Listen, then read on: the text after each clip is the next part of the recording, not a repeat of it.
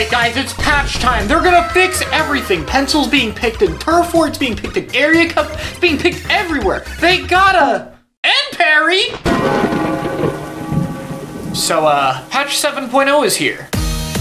I'm still gonna talk about the changes, even though there aren't very many, and because this is so short, I'll try and touch on some of the other non-balanced patch stuff that got changed, which is actually pretty cool. So, subscribe and let's get into it. So, first up is the Big Swig Roller, getting a buff for its ink consumption and horizontal and vertical flips by 10%. I feel like this buff is okay. I mean, it does help the weapon, and it does make it paint better, but Swig's paint was kind of the best part about the weapon already, and its main problem was being terrible at literally everything else. So yeah, it was kind of odd that they just increased the part of the weapon that was already good. Like, this is arguably one of the best painting weapons in the game already. I don't think it's gonna really change much. The problem with Swig right now is basically the kits, but I mean, it's there. It's something. Mini Splatling will now have the bullets paint around the player's feet a little bit more. Sure, this is nice. Mini already painted pretty well, but you do strafe really fast with the weapon, so maybe this will make it more likely that you could swim after kind of running and shooting around. So, small buff. It won't change too much, but it is a nice quality of life one. Gloogadoodly is getting pretty much the only relevant buff of this entire patch, which is that it's going to paint a bit better by about 10%. This matters because Glooga's paint is pretty terrible, and it has 2 kits with very good specials. So being able to get those more frequently is a big deal. I'm not too sure how good Glooga's will be after this. They're kind of one of those weapons where it's hard to get a fully accurate read on them, but if they are able to get like an extra special or 2 because of this buff, I think it will be a pretty drastic difference. The Reflux 450 is getting a nerf. The amount of ink consumed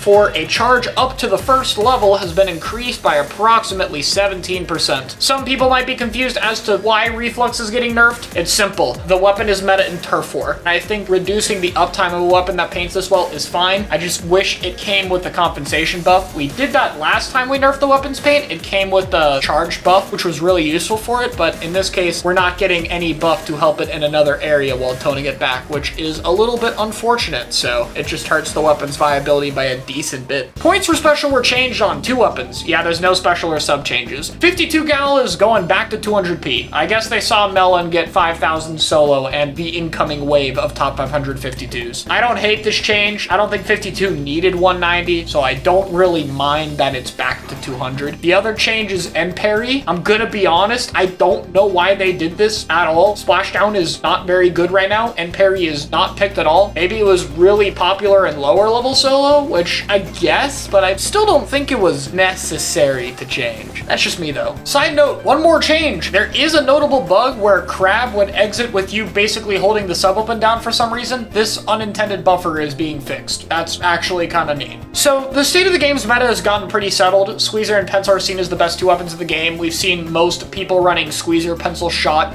Bucket seems to be the 4th slotted weapon.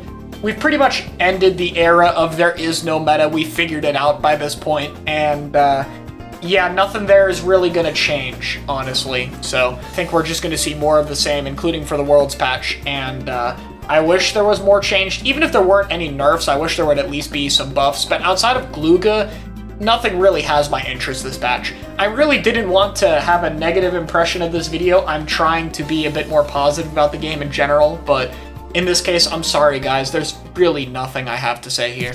At least when it comes to balance. So let's talk about a few of the changes here. I'm not gonna go over everything, but some of the more important stuff that I haven't talked about on Twitter. First off, the Repetinkopolis emote will get a unique animation for Dooley's, Brellas, Stringers, and Splatanas.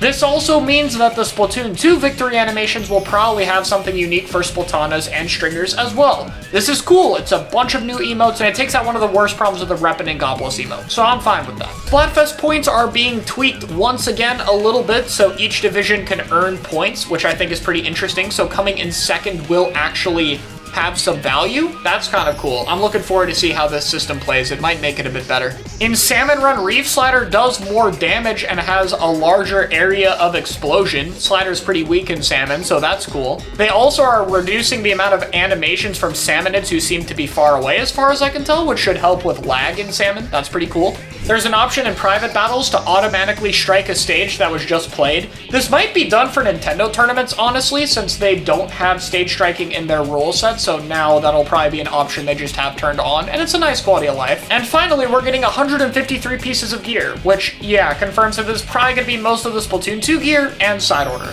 I don't have anything else to say. I wish patchers did more in this game. It's kind of clear that either the devs are very happy where the game is, or they're very afraid to adjust anything past this point, which is a bit unfortunate. I really hope Splatoon 3 ends its patches in a good spot for the meta, and I'm a bit worried because I think where we're at is not the best place we could have been. I'm still of the opinion that ballpoint meta was probably the peak we had, especially after it was toned back a little bit. Anyway, thanks for watching, guys. Bye. Oh, and bonus note for the outro, Neo Stamper is now Nuvo Stamper. I kept calling it Nuvo Stamper. I was right the whole time!